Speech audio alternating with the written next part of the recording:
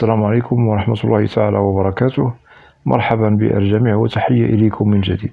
برنامج اليوم هو برنامج مهم موجه خاصة إلى الإخوة والأخوات الفائزين بالقرعة الأمريكية لسنة 2024. إذن هناك نقاط مهمة سوف نتطرق لها في البرنامج، ولا بأس إن استفدتم من البرنامج أن تقوموا بمشاركته مع الأصدقاء والأحبة، هذا كله لكي تعم الفائدة. ولا تنسوا أن تشتركوا في القناة، وعيد مبارك سعيد على الجميع. إذن هناك تساؤل مهم يطرح عن المصاريف التي ممكن أن يقوم الفائز أو الفائزة بصرفها على الإجراءات التي تتعلق بإتمام إجراءات فوزهم بالقرعة. إذن مصاريف القرعة الأمريكية تنقسم إلى 3 إجراءات لازم أن يشتغل عليها كل فائز وفائزة قبل المقابلة بالسفارة الأمريكية.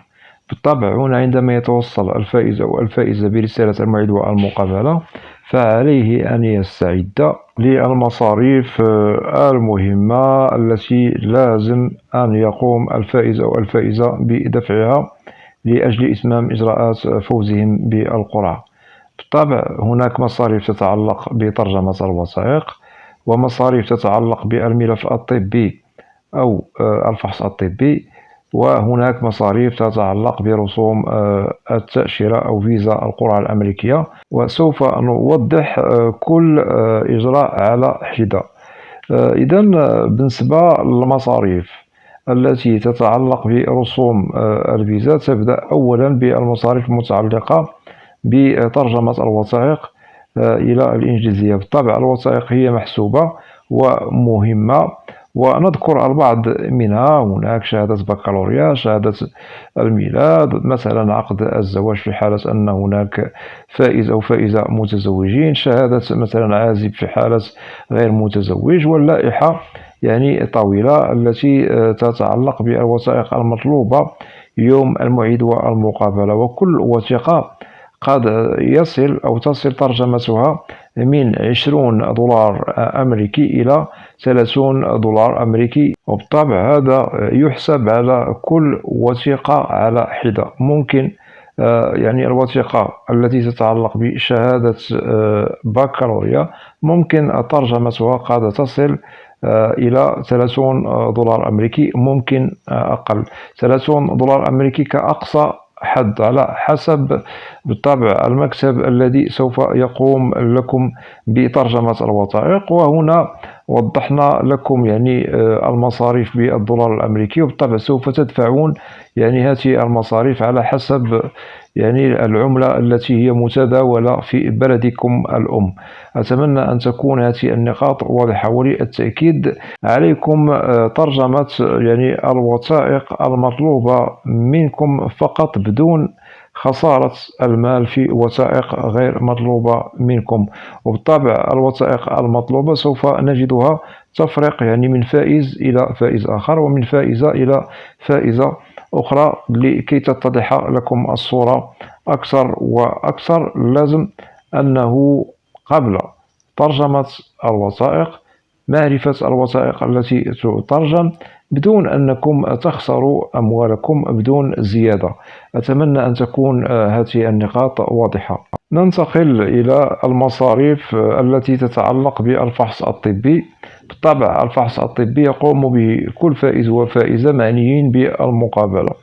هنا قد تصل مصاريف المدفوعة على الفحص الطبي إلى $270 أمريكي، وبالطبع هذه المصاريف تشمل الفحص البدني، التحاليل والأشعة. وبالنسبة للفحص الطبي أي مصاريفه هي تختلف ما بين الصغير والكبير. في حالة مثلا أنت فائز متزوج ولديك أطفال، بالطبع هنا سوف ندفع مصاريف تتعلق بفحص الطبي الذي يخص الأطفال. مصاريف الأطفال هي تقل عن مصاريف الكبار. أتمنى أن تكون هذه النقاط واضحة. وهنا نؤكد لازم أن نضع في الحسبان كلما زادت المجموعة أي الأفراد كلما زادت المصاريف. أتمنى أن تكون هذه النقاط واضحة. ننتقل إلى المصاريف التي نؤكد عليها وهي مهمة، والتي تدفع قبل مقابلة ضابط الهجرة داخل السفارة الأمريكية. بالطبع هذه المصاريف التي سوف نوضحها لكم تدفع على فيزا القرعة الأمريكية، ونؤكد هنا على المبلغ المتداول والمعمول به والساري المفعول بجميع يعني السفارات. وهنا نؤكد كل فائز وفائزة عندما يدخلون إلى السفارة الأمريكية فهم معنيون بالطبع بالتكلفة أو المصاريف التي لازم دفعها قبل يعني مقابلتهم مع ضابط الهجرة داخل السفارة الأمريكية. وهنا مصاريف يعني الفيزا قد تصل إلى 330 دولار أمريكي. بالنسبة للمبلغ ممكن دفعه على حسب العملة التي هي متداولة في بلدكم الأم. 330 دولار أمريكي، هذه هي مصاريف فيزا القرعة الأمريكية، وهذا المبلغ يدفع على الفرد الواحد. أي أنه في حالة أن هناك أسرة، أي مثلا نجد المتزوج مثلا هو وزوجته سوف يدفع 660 دولار، أنه هنا الفائز هو متزوج لديه زوجته، لازم أن يدفع على نفسه 330 دولار والزوجة 330 دولار أمريكي. في حالة أن الأفراد سوف نجدهم زائدون، مثلا المتزوج لديه أبناء أو أطفال، فالمبلغ المدفوع على مصاريف الفيزا سوف يزيد كذلك. يجب دفع 330 دولار أمريكي على كل فرد زائد. مثلا لدينا أطفال فلازم أن ندفع على كل طفل ولو طفل 330 دولار. في حالة أن عمره يفوق مثلا 3 سنوات وإلى غير ذلك فكذلك نفس الشيء. ولو أن الطفل عمره لا زال صغيرا، وهنا نسطر عليها صغيرا، فالمبلغ المدفوع عليه وهو 330 دولار. هذا يتعلق بالفيزا التي تخص الطفل. أتمنى أن تكون هذه النقاط واضحة. إذن بالنسبة للمصاريف هي واضحة وتختلف ما بين الفرد والمتزوج الذي لديه أطفال أو أبناء. فكلما زاد يعني أفراد العائلة كلما زادت يعني المصاريف، سواء لترجمة الوثائق وكذلك مصاريف الفحص الطبي ومصاريف التأشيرة. هنا نؤكد دائما الفارق هو موجود ما بين الفرد والجماعة، ولازم على الفائز أن يضرب 1000 حساب وحساب للمطلوب منه كمصاريف على إتمام إجراءات المتعلقة بالفوز بالقرعة الأمريكية. وبالطبع المصاريف تشمل كما وضحنا ترجمة الوثائق، الملف الطبي، ومصاريف رسوم الفيزا. واعلموا بأنه مثلا في حالة أنه يوم الموعد والمقابلة قمتم بأداء رسوم الفيزا ولم تنجحوا، أي أنكم لم تتحصلوا على الفيزا، فهذا المبلغ أو هذه المصاريف التي دفعتموها على فيزا القرعة فهنا لا يمكن استردادها. وهذا قانون صارم موضوع من طرف وزارة الخارجية الأمريكية بالطبع بالتنسيق مع السفارة الأمريكية، ولازم أخذه بعين الاعتبار لكي تعرفوا ما هو المنتظر مستقبلا لإتمام الإجراءات. ونتمنى لكم جميعا أن تتحصلوا على الفيزا بخير وسلام بالطبع، لأن هناك مصاريف سوف تدفع قبل المقابلة ومصاريف سوف تدفع يوم المقابلة. إذن نتمنى أن تتم إجراءاتكم في أحسن الظروف والأحوال وتتحصلوا على الفيزا بدون عرقلة بدون مشاكل.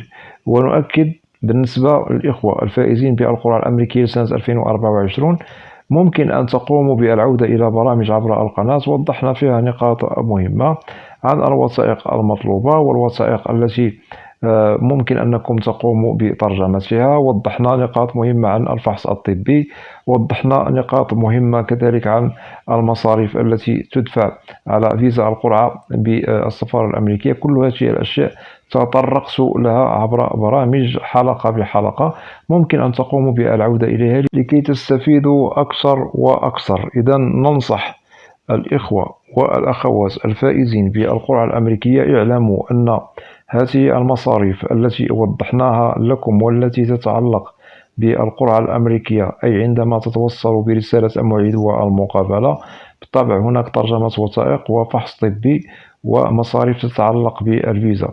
كل هذه الإجراءات تأتي ما بعد التوصل برسالة الموعد والمقابلة. وبالطبع هنا وضحنا لكم كل مرحلة سوف تدفعون عنها، يعني مصاريف مهمة، ولازم أنكم بالطبع قبل القيام بدفع هذه الرسوم تعرفوا ما لكم وما عليكم وما المطلوب منكم لكي تمر أموركم بخير وسلام. ونؤكد دائما هناك الفارق ما بين الفرد الذي هو وحده، المصاريف هي تقل تماما عن المصاريف التي تتعلق بالمتزوج الذي لديه أسرة، قد تزيد، وهذا لازم أخذه بعين الاعتبار وبالحسبان لكي تتم إن شاء الله أموركم بخير وسلام مستقبلا. وفي حالة أنه لديكم أسئلة تتعلق ببرنامج اليوم أو أي برنامج في القناة، فلا بأس أن تقوموا بوضع تعاليق عبر القناة، وسوف تجدوا الإجابة عبر البرنامج المعروف في القناة، برنامج أسئلة وأجوبة، لأنني لا أستثني منكم أحدا. وأتمنى من الإخوة والأخوات الذين لا زالوا لم يشتركوا في القناة، أدعوكم للاشتراك في القناة وتفعيل زر الجرس ليصل إليكم كل جديد. ولا تنسوا أن تدعمونا دائما بلايك لكي نصل إلى أكبر نسبة من المشاهدة. وبالنسبة للقناة محتواها كامل وشامل عن الهجرة والمهاجر إلى الولايات المتحدة الأمريكية بشكل عام وكتعريف. وأود أن أشكر جزيل الشكر كل الإخوة والأخوات الذين يقومون بوضع تعاليق محترمة بالقناة. مرحبا بكم جميعا بأسمائكم، وإلى لقاء قريب بإذن الله، والسلام عليكم ورحمة الله تعالى وبركاته.